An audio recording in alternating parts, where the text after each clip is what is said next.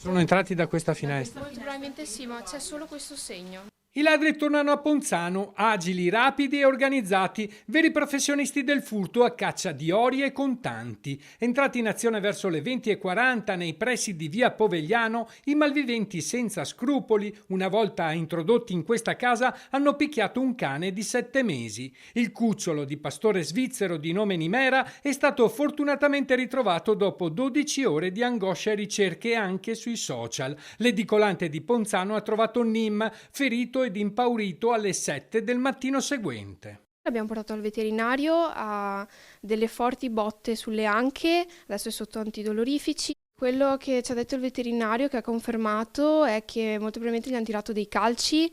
È la seconda volta che i ladri si introducono in questa abitazione. Oltre ai pochi gioielli rimasti, hanno rubato persino magliette e pantaloni.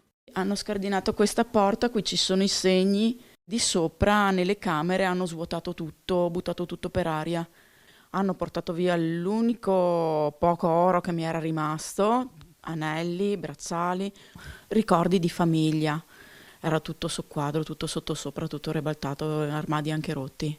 Nei giorni precedenti a Ponzano i predoni hanno svaligiato altre case, il modus operandi è lo stesso, il che fa supporre che si tratti della medesima banda. Le precauzioni per evitare i furti sono sempre le stesse. Fare la massima attenzione, di accendere più luci possibili, veramente c'è da spaventarsi e al massimo di fare un passaparola e di non stare mai da soli.